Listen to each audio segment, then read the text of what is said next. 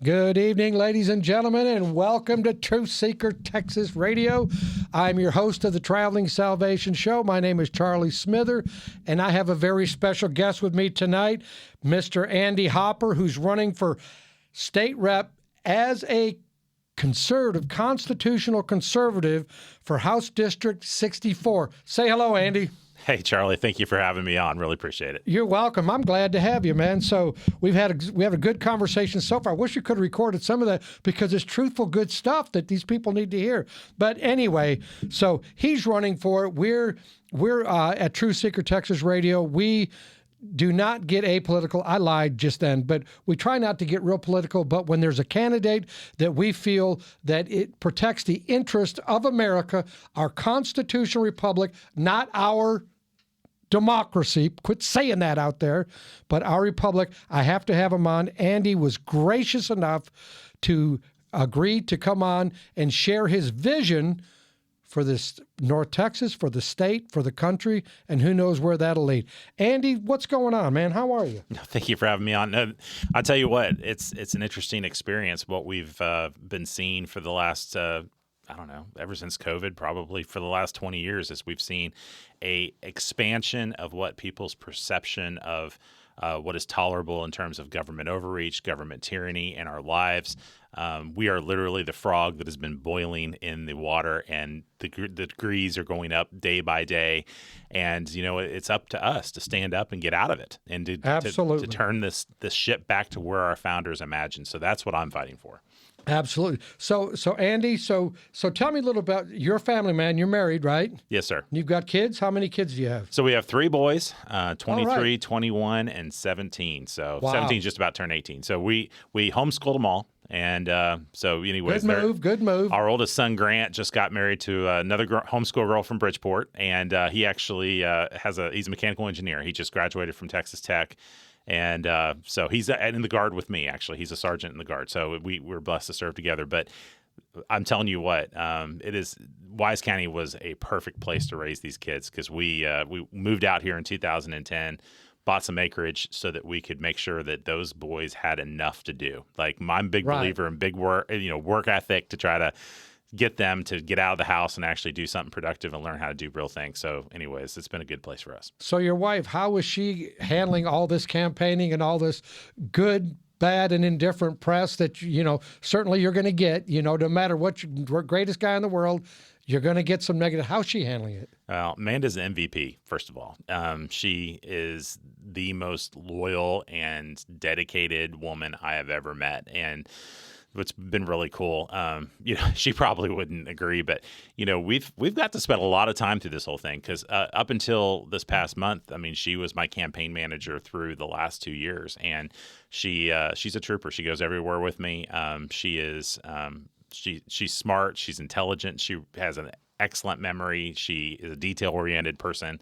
And so I tell you, the thing about it is that it is hard. I mean, it is hard to go through a campaign, especially when it's negative and a lot of things have been said. But the thing about it is that she's also a true believer, like a true believer, not only in the word, but a true believer in, the idea that we need to fight and we have a cause that we are trying to restore our republic. And so, perfect. So that's the thing is that, like, if you can surround yourselves, and if you're trying to fight for something, you can surround yourself with true believers, people who actually believe in what you're fighting for. I think that's the way to victory. And that's what we have, not only in our family, but in our circle. That's exactly right. You have to like-minded people, and sometimes you have to get people. People don't, you said it perfect when you said it's a drip, drip, the frog in the boiling water.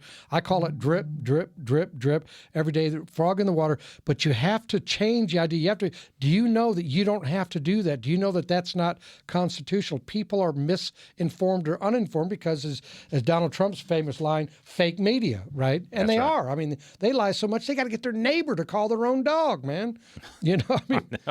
I know. Well, I mean, when you go through 2020 and you realize that, our Constitution was trashed every which way, not just state, but federal. I got to tell you something. I don't mean to interrupt, but what I noticed most about that was how many sheep are in this country. That was the most illuminating experience, wasn't it? When you realize how many people would do what they were told. And, you go back to 1776 and you realize that even in those days, they figured, if you had a really small percentage of people that were actually willing to stand up, but there was enough, right? Right. It's enough. And I think that there was enough people in 2020 that stood up, that said, no, I'm not going to participate in this egregious, just trashing of my liberties. And there were enough people that now were activated. Like I would say in my own circle, I don't know about yours. Oh, yeah. In my own circle, the number of people who actually became activists, conservative activists in 2020 is astounding.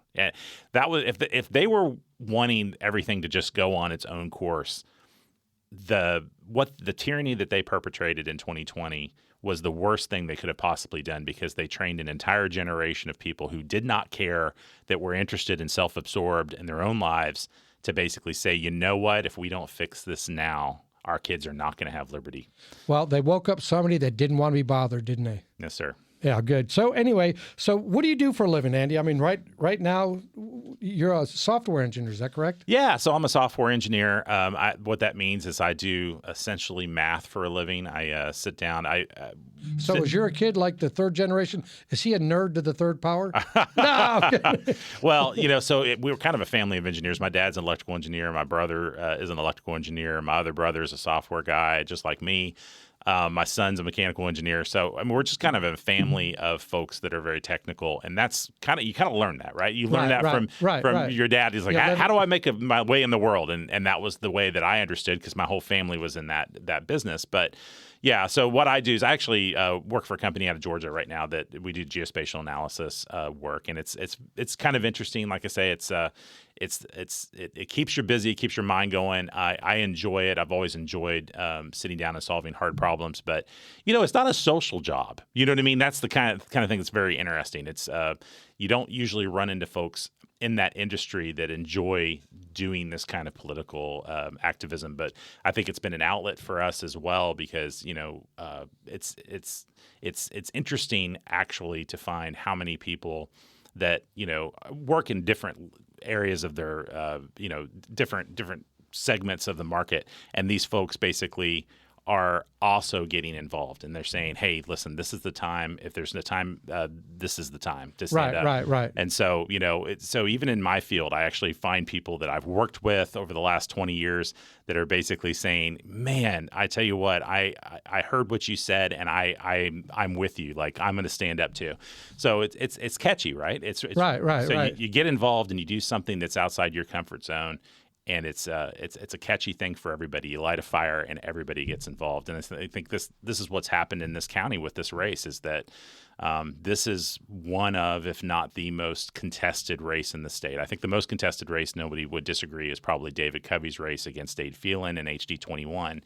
But this is a race, this is a runoff that is going to have a tremendous amount of money pouring in from every direction to try to make sure that either the incumbent wins, or that we rescue this district for conservatives. And so we're proud to be involved. I mean, it's like an interesting position that God has put you in, and I'm just it's my pleasure. It's my pleasure to be able to be used, right? And you've got 3 boys that you want to have. So you do some ranching, right? And also, let's talk about your military. You do military, and thank you and your son for your service to this country, first of all.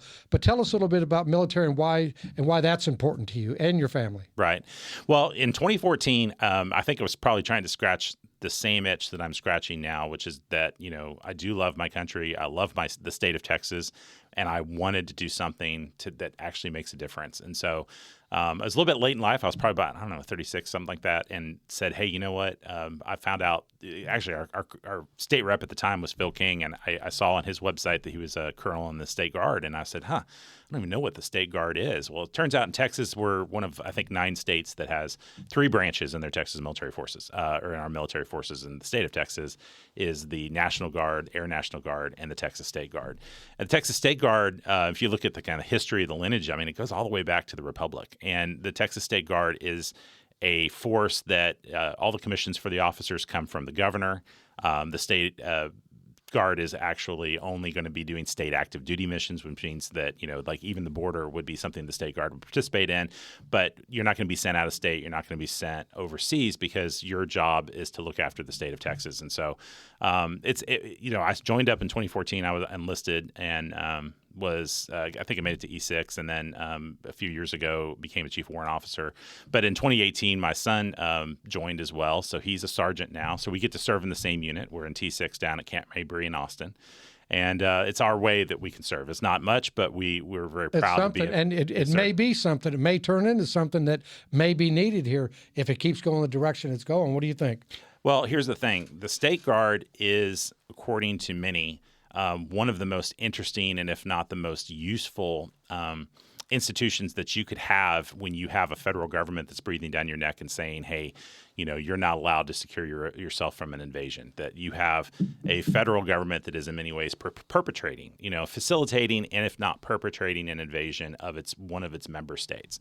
And, a few weeks ago, you probably remember that, we were actually talking about whether or not the feds are going to federalize the National Guard right. to try to take it out of the hands of the state of Texas. In that event, in that eventuality, which apparently isn't very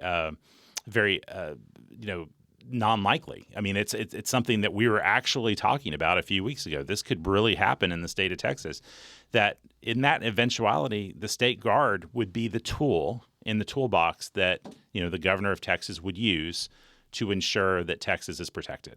And so I think that everyone that is interested in liberty is talking about the value of state defense forces, and the State Guard is one of those. Did you ever in your life think that the state would have to fight the government to protect their border? It's interesting because I don't think our founders would have ever imagined that a populace would have stood for the level of tyranny that we've experienced for most of my life.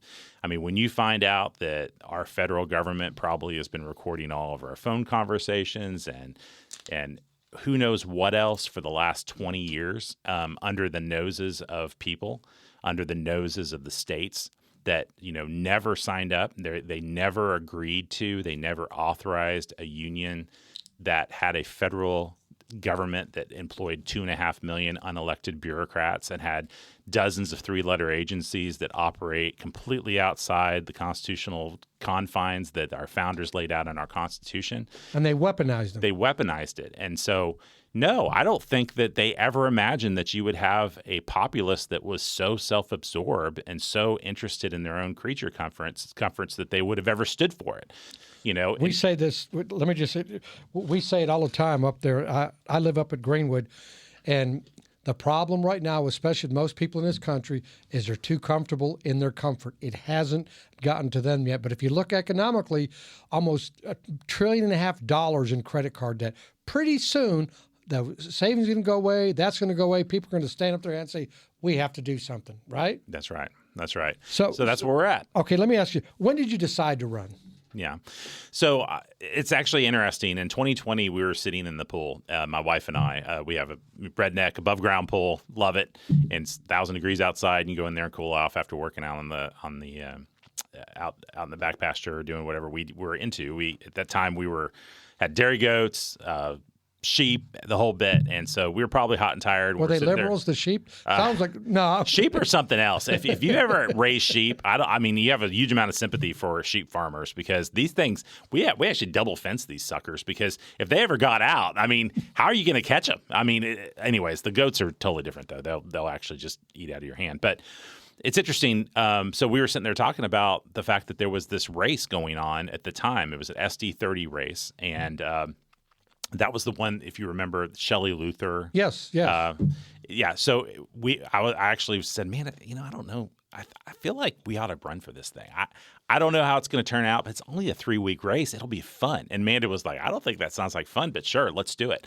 So we did, and we learned a lot, but we met our people. We met our people. And coming out of that race, it was actually really fun because one of my best friends that over the last 4 years has been Shelley Luther.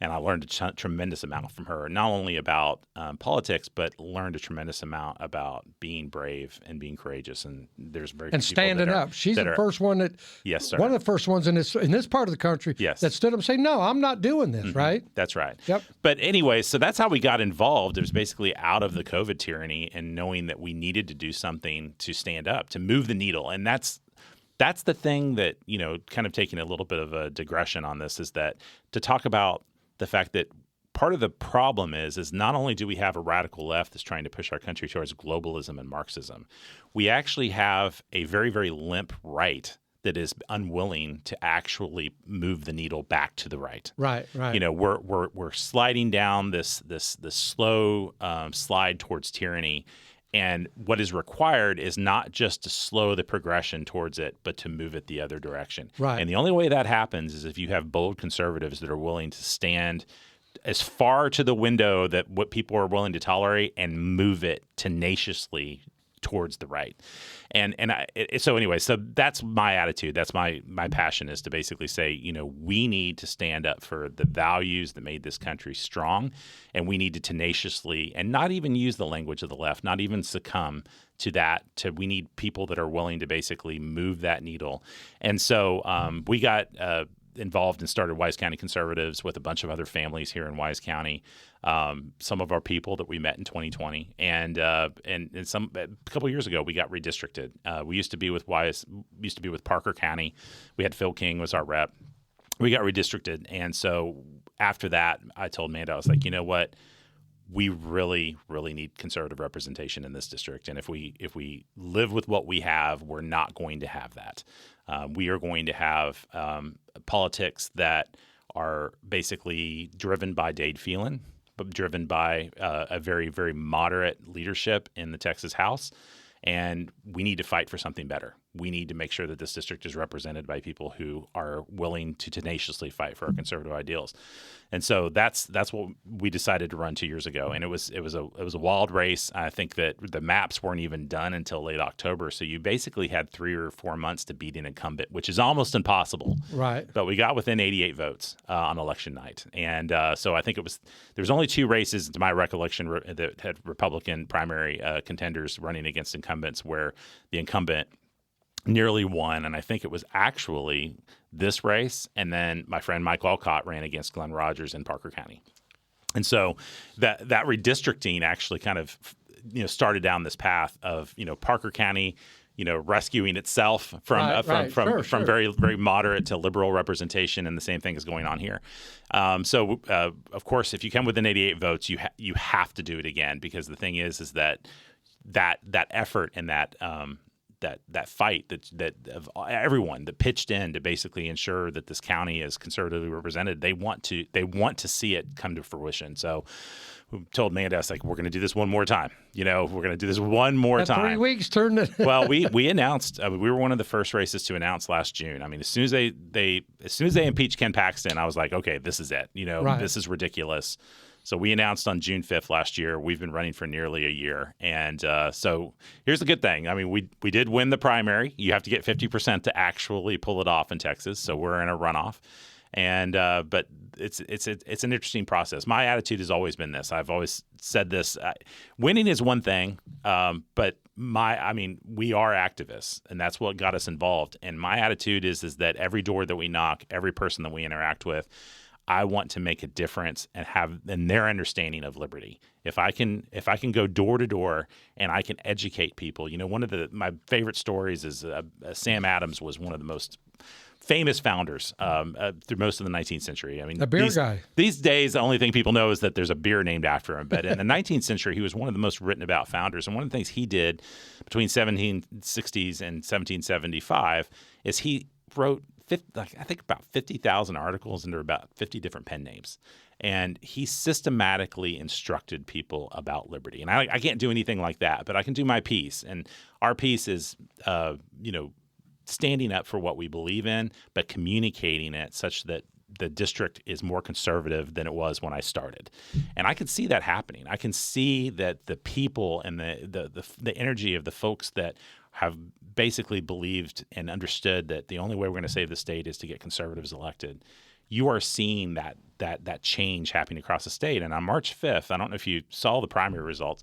Oh, yeah. I read them all. Oh, yeah. A dozen conservatives won races in the Texas House. I mean, we're talking about a House that only had 4 guys that didn't directly answer to leadership consistently. We're talking about a House that really only had 4 true blue conservatives that were not sunshine patriots, but, wintertime warriors in the House. And they just got 12 new ones.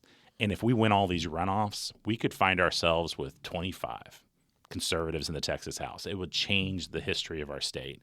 And I don't think people understand, how much this is already changing leadership. And we have a real opportunity here, not just in this district, but across the whole state. It's a movement, and it's a movement driven by ideology, not just the idea that people want to seek power, but because they truly love our republic and they want our state to be what it was and what our founders intended it to be. I don't think most conservatives, they're used to rhinos, drip, drip, frog in the boil, right? They don't, if you sat down, let me just say it this way, and I'm thinking about it while you're talking. If you sat down and pointed out where we were 25 years ago in our liberties, who we were as a state, and where we are today, and how much they've given up, I think they'd be flabbergasted. I think they'd be unpleasantly surprised. What do you think? I think that's exactly right. And our Declaration of Independence says it's not just your right; it's your duty to do something about it. Amen. And that's the deal. I think that the ability. We talked about this before the show. I mean, the ability of the human mind to rationalize is extraordinary.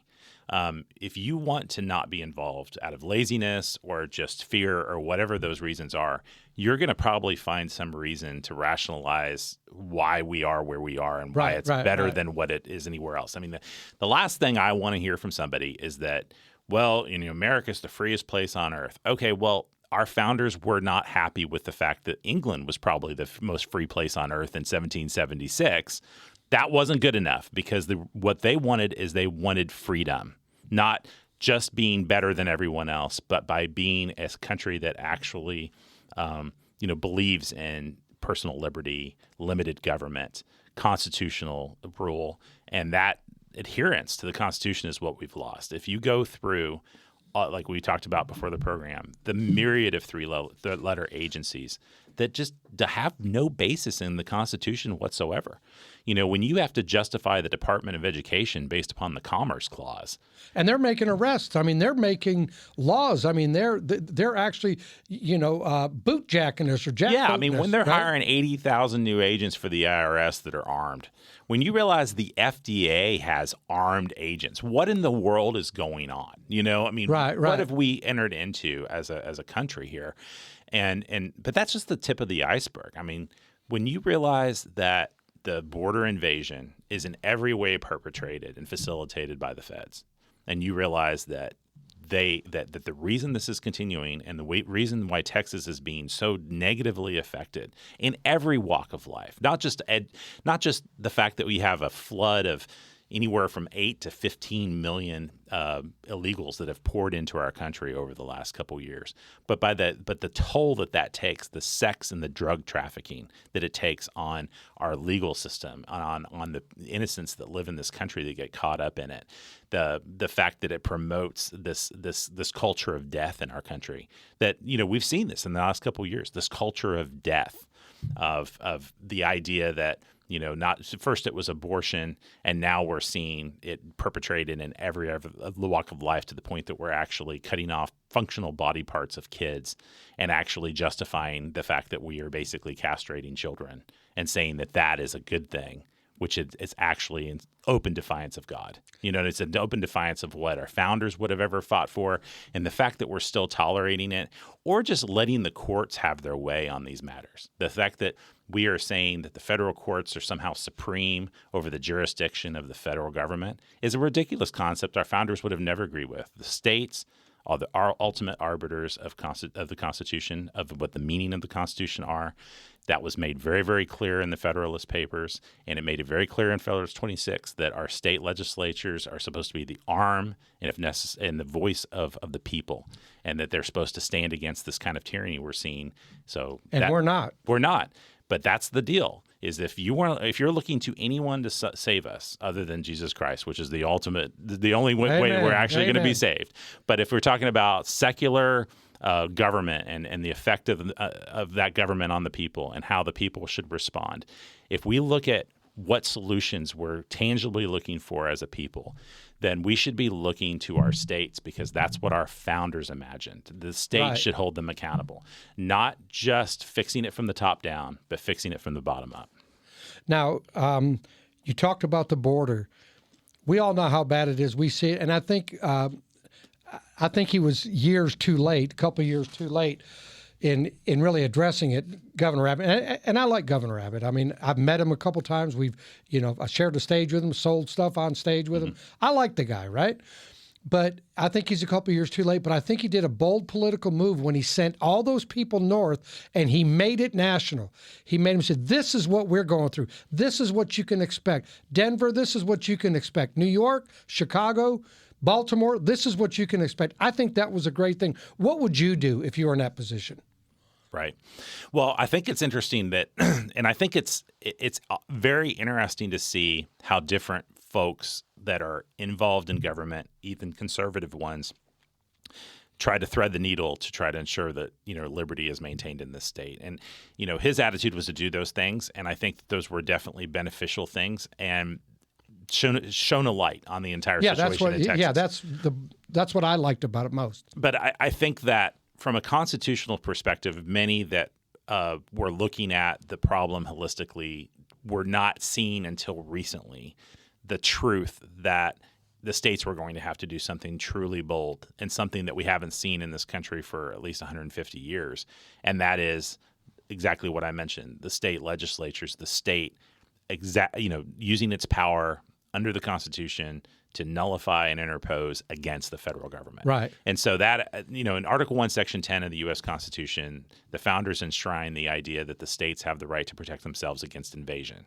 Now, that was actually in the Articles of Confederation before it was in the Constitution, those exact words. And they found their way into the Texas Constitution in Article 4, Section 7. It says the same thing. It says that the governor of the state of Texas... You remember Scripture? Because, man, you remember a lot of this stuff. Go ahead. Well, I've been doing this for a bit, but I'm also very passionate about some of these points. And the point I want to make is that language was important. It was important to the Texas founders to make sure that it was enshrined. It's in its own constitution in 1845. They would have not joined the Union if it wasn't. It was made very clear both in 1787 as well as when Texas joined the Union that this is a right of states. It's inalienable. And our founders made that really clear. It's inalienable. You can't give it up because it's the Second Amendment. It's the corporate Second Amendment. Okay, so just so I'm clear, so our listeners are clear, it's a constitutional right, not a government right. That's right. Okay. The right. There is a difference, and people need to begin to understand that again, correct? It's a constitutional right, not a government power, right? Right. So you're saying that no matter what happens, that the states never give up the power to defend themselves. Just like your community never gives up the right to defend itself, just like your family doesn't ever give up the right to defend itself, and you never give up your personal right to defend yourself. That Second Amendment, the idea that you have the right of self-defense against any power or even against the government, that is Article 1, Section 10. It is definitely tied to the Second Amendment. If you believe in the Second Amendment, you believe in Article 1, Section 10. So if I was governor for a day, if I was governor for the last 3 years, I probably might have embraced the invasion concept earlier because I think that we found ourselves there after 3 years. Now, I think proactive instead of reactive. But either way, I'm glad that we are where we are. I'm glad, not that we have an invasion, but I'm glad that given the fact that this invasion is going on, that Governor Abbott has stood up over the last number of months on this issue, that he has basically told the federal government to pound sand.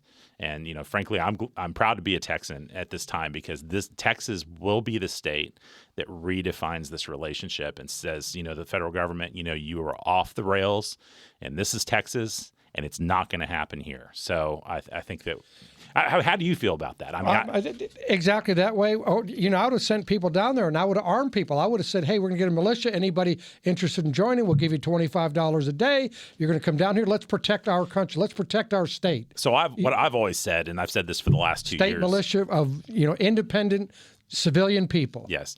I think that every action we take to secure our border is justified. Every single action. Amen. I think that there is nothing that should be off the table. I think that the state of Texas should have, and definitely at this point has, said, there is an ongoing invasion. We are going to mobilize the Texas military forces and put them and obtain operational control over the entire Texas border. I don't care if it's owned by the feds or not.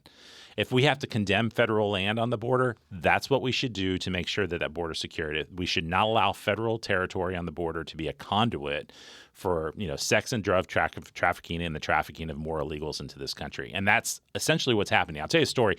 2 years ago, we went down to Del Rio, and it was interesting because we were down there with Frank Lopez, and he was actually showing us that all these illegals are coming across the river, and there's like so many areas they could just walk into Del Rio. I mean, it's not like the fence is connected in a lot. I mean, you could just walk in many areas, but they instead go and decide that they're going to stand in front of this federal gate that Border Patrol controls and just stand there because they wanted the feds to let them in. Because they get all the free stuff, right? Right. Oh, okay. Yeah, yeah. They can come in on their own accord. Know that. That's interesting. But no, they want the feds to. So, when you look at this problem, the feds' role in this is diabolical. It's disgusting. And so the state of Texas should use any. So, the state of Texas right now, the Texas military force is about 26,000 troops. Air National Guard, Army National Guard, and State Guard. The state has the authority to increase that, dramatically. And I think they should. A lot of the troops that we have, I would say almost all of the troops in Texas military forces are what they call M-Day troops. If you know what, so it means that they basically are serving, but they have real jobs. They have real families back home. So when they're on mission, it's a huge hardship for them. To be on mission for a year, you basically lose your job, or at least not going to be the same job when you come back. You got kids at home. Your home is not on the border. We need to change that. We need to have a permanent operative force on the Texas border. And we don't need to be waiting for the feds to do anything, and we should never ask their permission for a single thing. Don't need to. That's a great point. I did not realize. You just opened my eyes to some issues down there and things that we are allowed to do, the things that aren't happening. And where did that disconnect come from that all of a sudden we're beholden to the federal government instead of they're beholden to us? They work for us. Where do we lose that disconnect? Drip, drip, drip. Yeah, it's definitely happened, and it's accelerated in the 20th century. Obviously, you could look. I think it started with Lincoln, but go ahead. Yeah. There's no doubt that there was an enormous shift between the late 19th century and today, where the federal government has become supreme in every area of your life, and the Constitution never authorized that. A lot of ways that they managed to pull this off. Some of it was actually the education. I mentioned Sam Adams. Sam Adams was a big states' rights guy. So was Thomas Jefferson. One of the reasons you don't know a lot about Sam Adams is because they stopped teaching you about Sam Adams, because Sam Adams actually believed that states had the power and the right to stand up against this kind of tyranny. So anyways, I digress. The Commerce Clause and radical interpretations of the 14th Amendment, the incorporation doctrine, namely, are two of the most insidious things that have been perpetrated by the feds to basically allow itself to adjudicate its own power.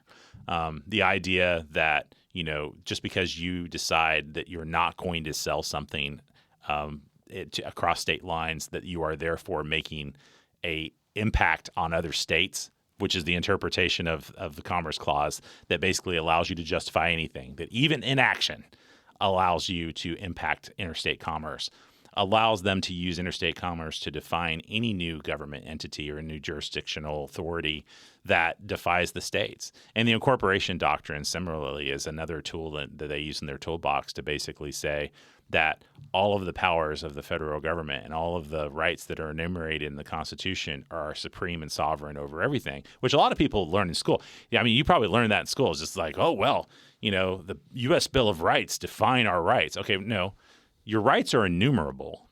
It defines some of them. But the Ninth Amendment makes really, really clear that this is not to be construed to say that your state Bill of Rights are not more complete representations of your rights. Did you even? Did you ever even learn about the Ninth Amendment? No one ever knows, because it's basically been rendered obsolete by the incorporation doctrine. People don't even know that. No, your right to bear arms more appropriately is represented by the fact that the state constitution, the Texas Constitution, has it as in its own Bill of Rights. And so we shouldn't be looking to the feds to tell us what the limits of our rights are.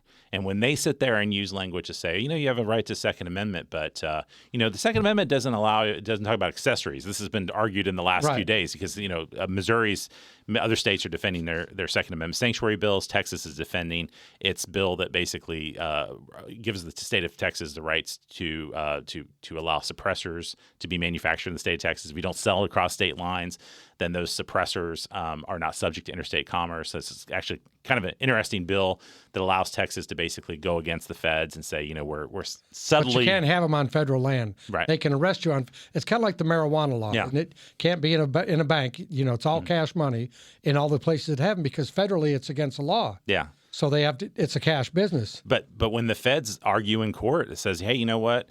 The Second Amendment doesn't talk about suppressors. It doesn't talk about accessories. Therefore, we have the right to regulate it.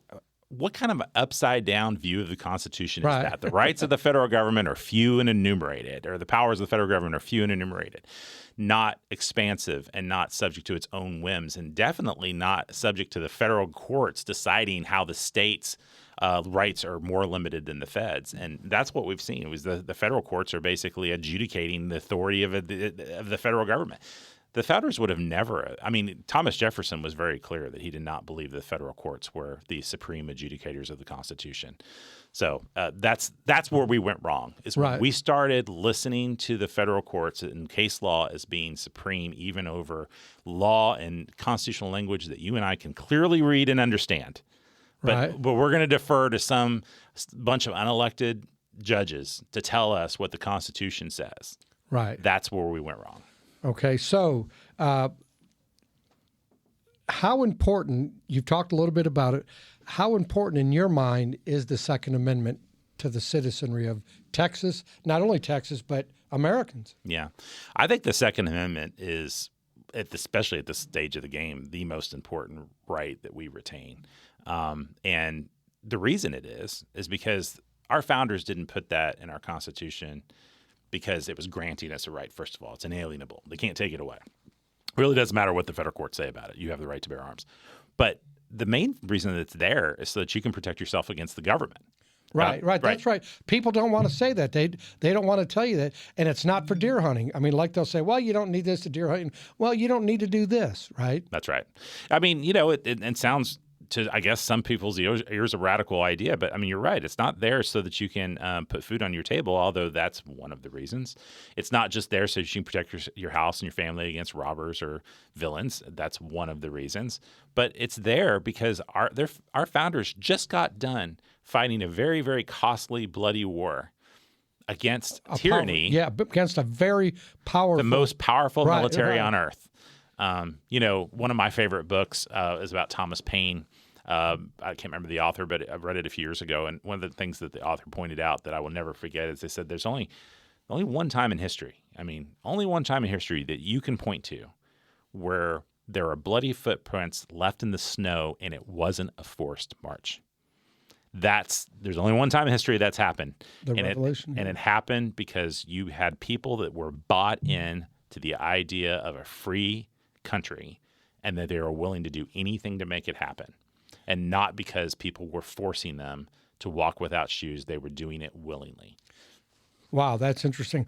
What do you think is the biggest threat to our republic? And start with Texas, and then we'll go to the country. What do you think the biggest threat? We know there's a border invasion. We know this administration has been the biggest threat in my lifetime. Mm-hmm. Honestly, I'm not trying to get, dog political people here. I want to.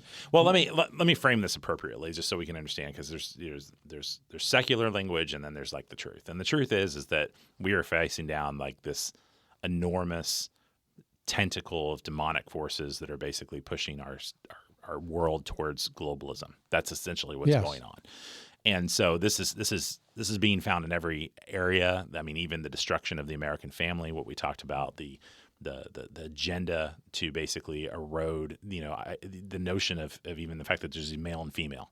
That's an attack on the core You can't make that institution up of either. our. People actually I know. believe that. I know. Well, no, trust me. I mean, look at my Twitter feed. I tweeted something yesterday, and all these weirdos are sitting there saying, "Oh, you hate-filled bigot." You know, it's like, oh, sorry, dude. I mean, yesterday was the Resurrection Day, Easter, right?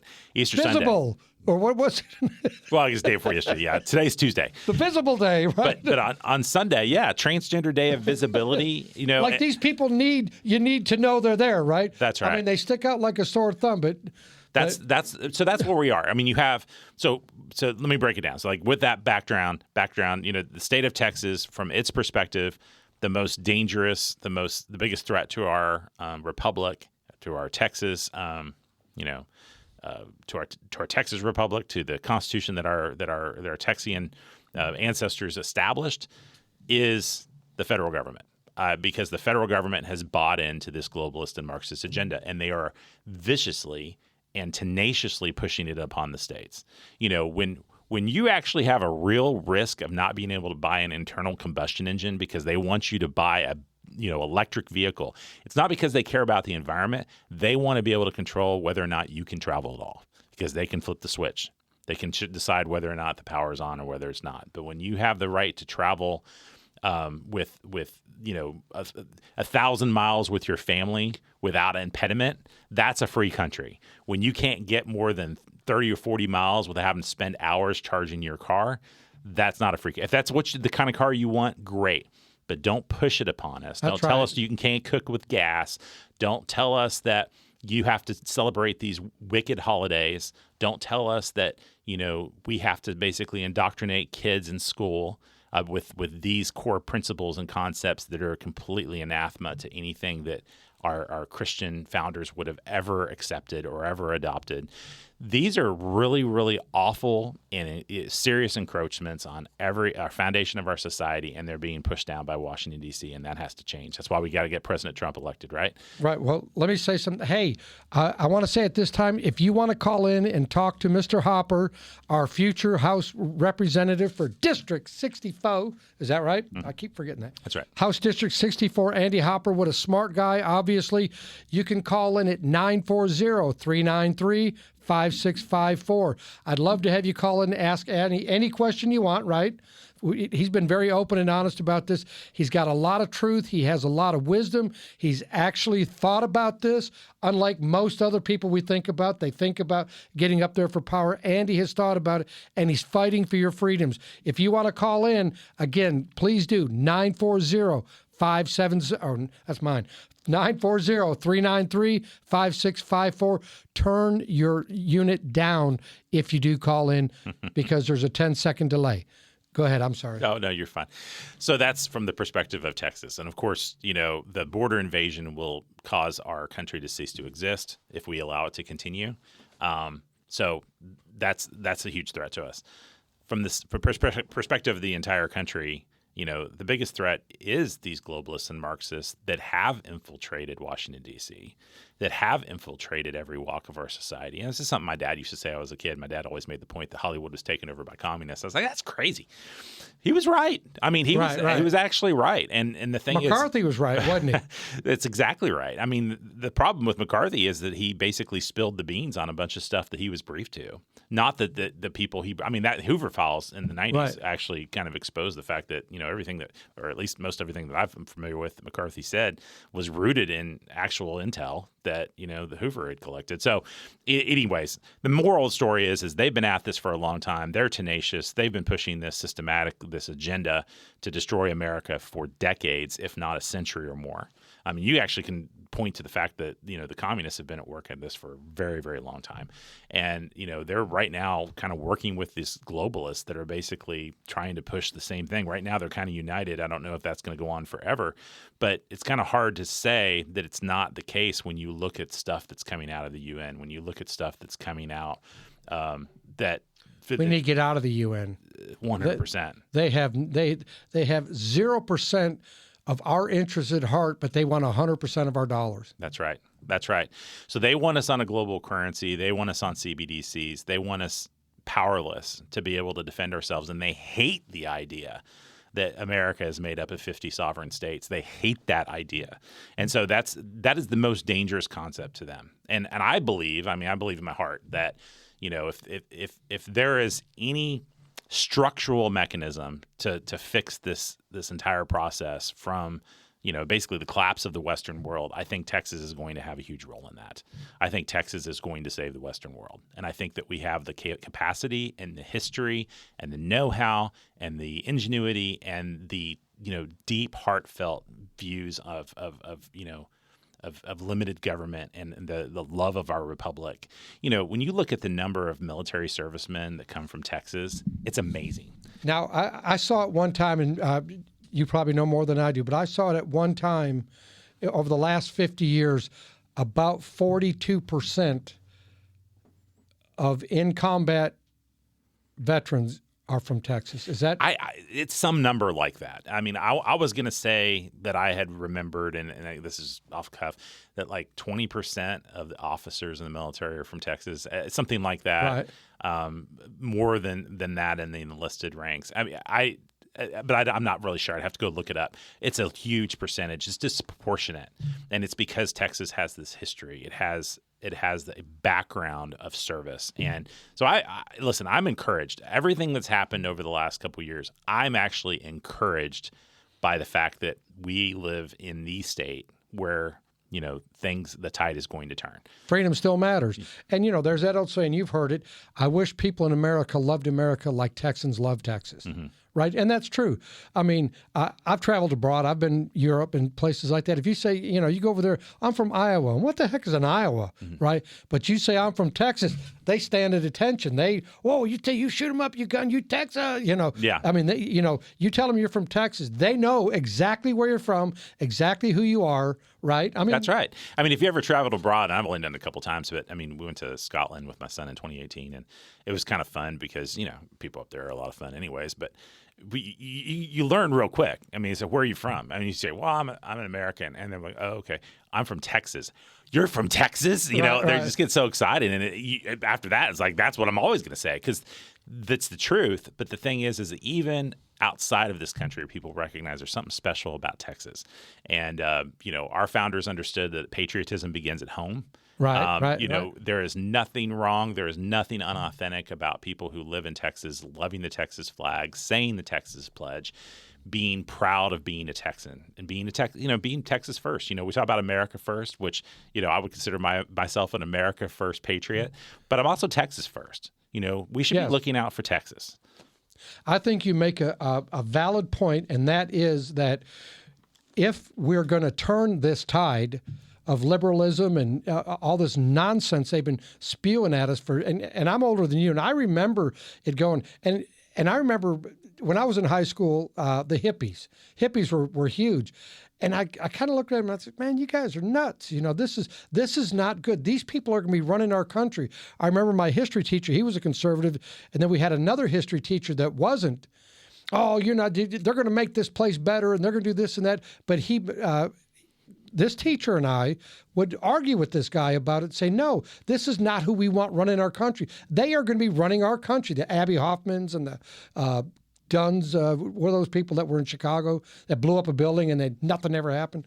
And it's happened. I mean, those very people that, hey, we don't want the government involved, the man shouldn't do that, are the very people that flip-flopped it and are lording it over us because they have power. That's right. When you look at the agenda that these people are willing to perpetrate, that they believe that they can tell you how to live, where you should live, what size of home you should be able to live in. Well, the thing is, they think they can tell you better than you know for yourself. That's my problem with them. That's right. But I mean, essentially, they just missed the memo. Like they missed all of that teaching that they should have gotten in grade school, where they basically learned that we live in a country that has laws, that has a constitution, that empowers people, not empowers the government. Nope, they see it the upside down. They actually see the government as being the savior. They are a religious people, even though a lot of them are atheists. Right. They have a religion. Right. Their religion is believing that government is somehow supreme and government is sovereign, and that people are not. And so they live in upside down land, but it's really evil. And like I say, behind all of them is some very, very dark spiritual forces that are basically pushing this agenda. Oh, sure. I mean, they're pawns in this game that they don't even understand. And so we do. What do you think it's going to take for us to get back to where we need to be, or at least really start heading in that direction? Is it going to take, I hate to use the word insurrection, because it's not an insurrection, it's our right? An insurrection is when you go against government, in my mind. But what do you think it's going to take for people to really wake up? Mm-hmm. Well, I tell you what, they should have. I thought during COVID they'd have woke up. I thought during some other things they'd have woke up. Right. Well, I'll tell you, one of my little litmus tests that I'd love to just ask people, it's like if you're trying to figure out where they're at, it's like, do you think January 6th was an insurrection? If they say yes, then I know they're not with us, right? Because that, but anyways, listen, door to door, I cannot tell you how many people this cycle will tell you, especially when you get to talking honestly about politics and their feeling about the state of the country and where we're going, is that they will say, listen, they will say, I think that there will be some sort of a civil war, is what they would say. Right, sure. And they're very concerned that we are heading towards that we are heading towards another period in history that we have not seen in a century or more.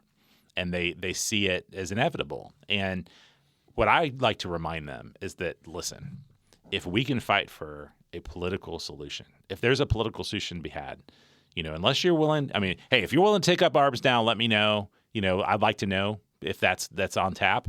But what you find when you ask these people this is that they don't feel like tomorrow's the day. They don't feel like today's the day. They just see it out in the future.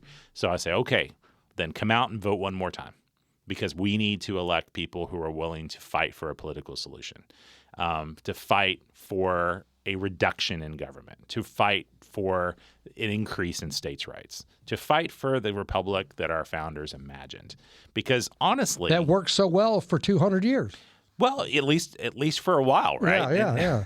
But the thing that's interesting is that people need to be educated about these things. A lot of people, you obviously understand it, but a lot of folks don't know that we are horribly off the rails over any sort of system of government that our founders imagined or predicted.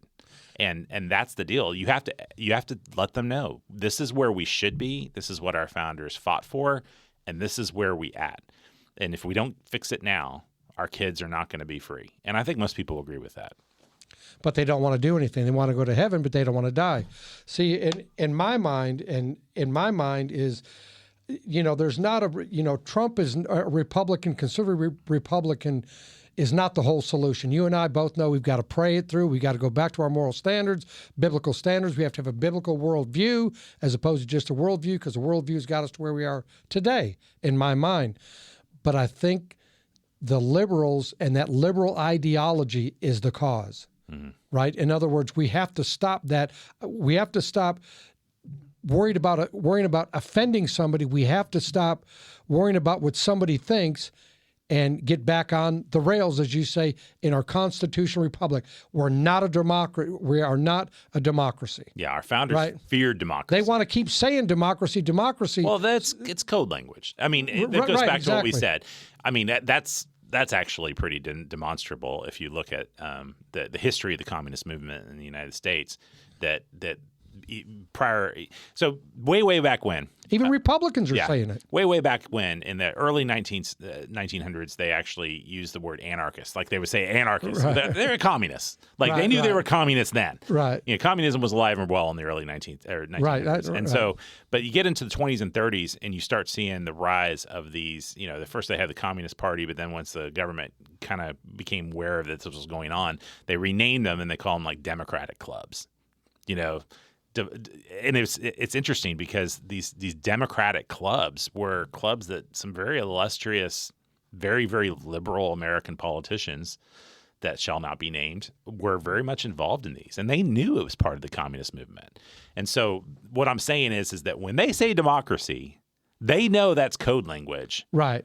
for their It's own. intentional. Yes, it's intentional, and they know it. Like, I would say not everyone knows it. They just do it as a matter of habit, or they heard it said. But the people who are true believers, they know exactly what they're saying. When they say democracy, they're intentionally not saying republic, because they don't want a republic. They want a communist state.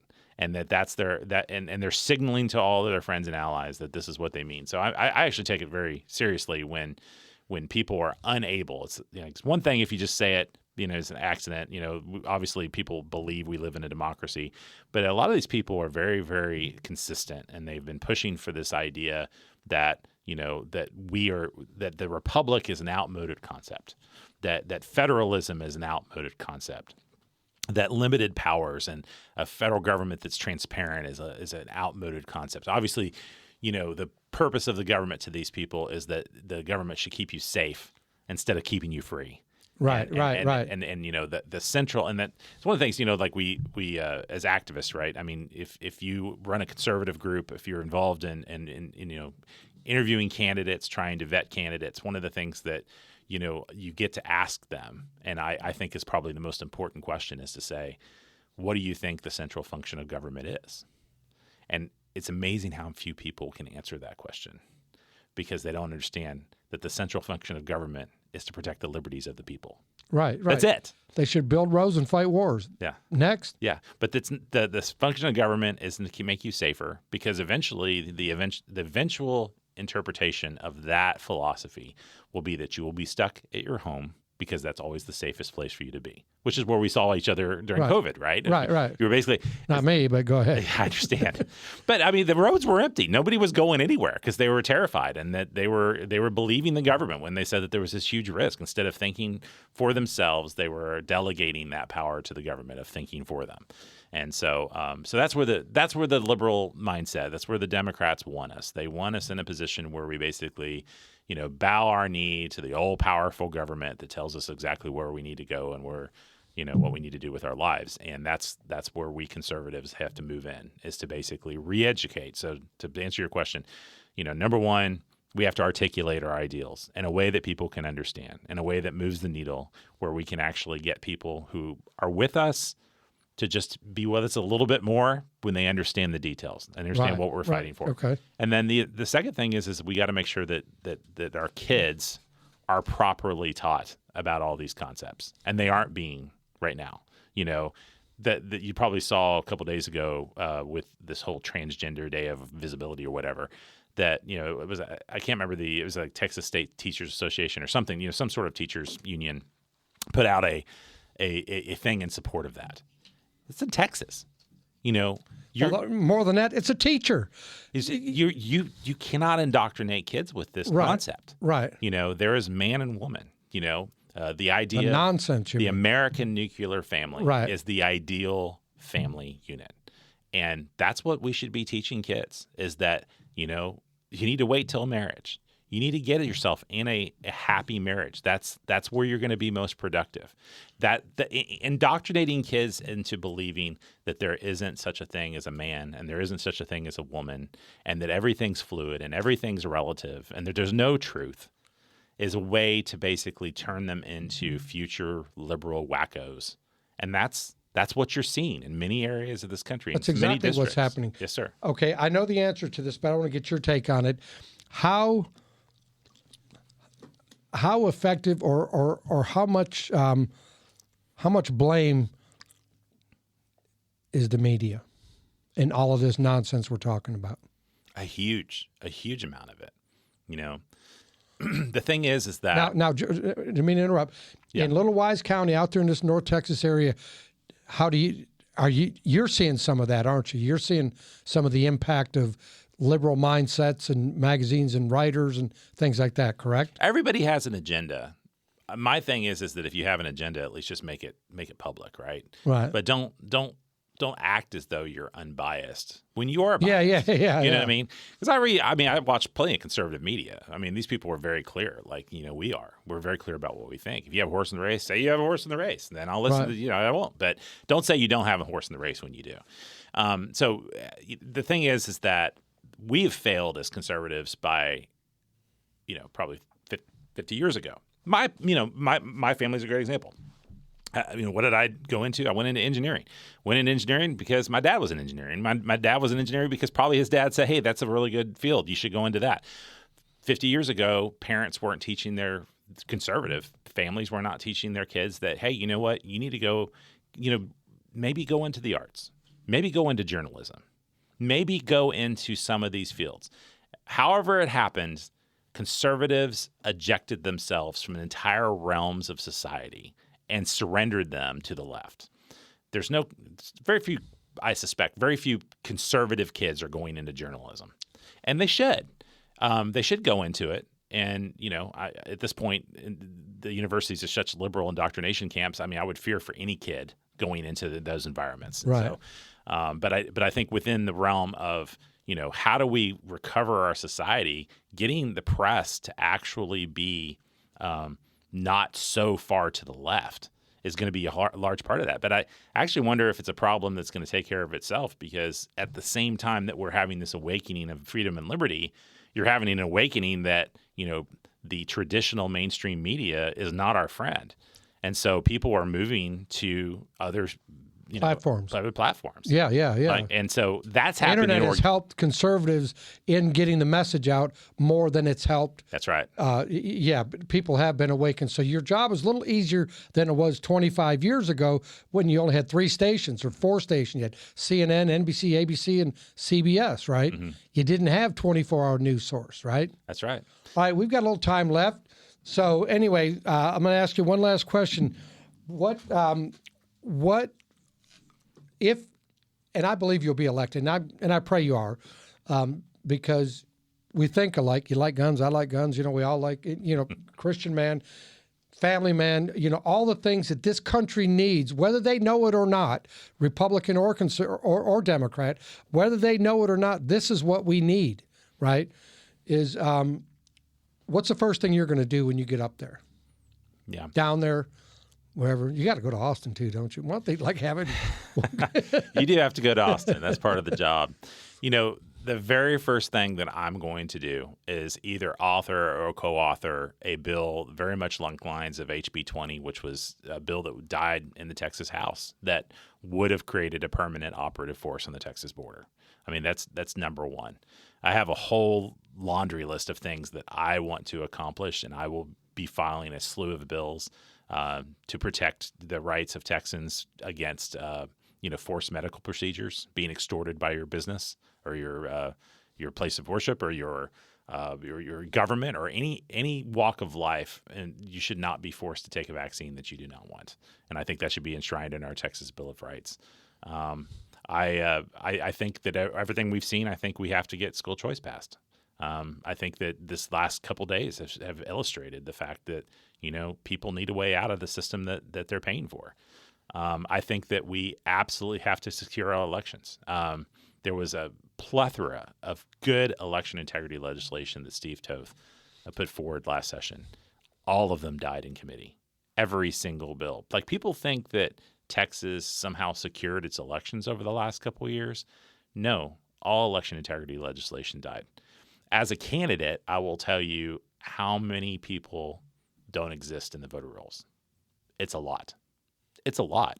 And the lowest hanging fruit we should expect of our government is just to clear the voter rolls every so many years. Yeah. Like every census, clear the voter rolls. You have to sign it. But that's a big deal to you? I mean, I don't think anyone that says that's a big deal. Just clear the voter rolls. But for whatever reason, our legislators do not want that to happen. So we need to fight for election security. Well, we know why, but yeah, I digress there, right? Okay, so that's interesting. Andy, man, it was a pleasure. I learned a lot today. I was interested in listening the whole time. You really, really, really, really hit a home run here. I think this is the man for the job. You can there'll be a rebroadcast of this show every day starting tomorrow from 10 to 11 a.m. You can hear this interview. You can hear this show from 10 to 11 every day till next Tuesday. Vote for Andy Hopper. It's a vote for conservative values. It's a vote for Texas, and it's a vote for the right direction of our country. Give you the last word. Well, Charlie, thank you for having me on. Thank you for your kind words. I really appreciated talking to you even before and during the program. Just really appreciate y'all. And really appreciate everybody getting out on May 28th, and early voting starts the week before. This is a lot of people don't know about special elections, or not special elections, but runoff elections in Texas. But we need everybody to get out and vote. This is a very get out important to vote election yes. across the whole state. Yes, exactly. All right. God bless you. Thank you, Andy. God bless you thank you for tuning in to True Seeker Texas Radio. Good night, and God bless you.